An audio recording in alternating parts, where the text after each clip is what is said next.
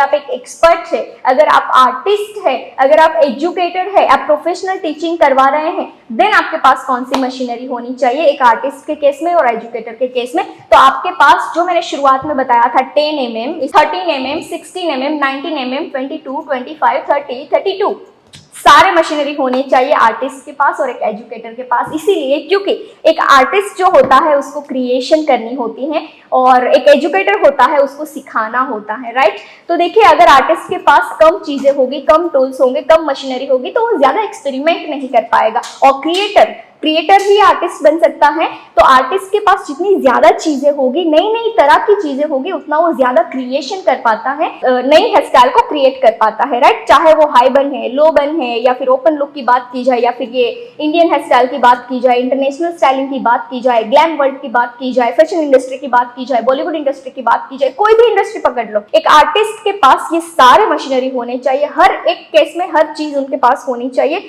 इसीलिए क्योंकि उसको एक्सपेरिमेंटल बनना पड़ता है, वो एक्सपेरिमेंटल बनता है तब जाकर वो क्रिएशन कर पाता है।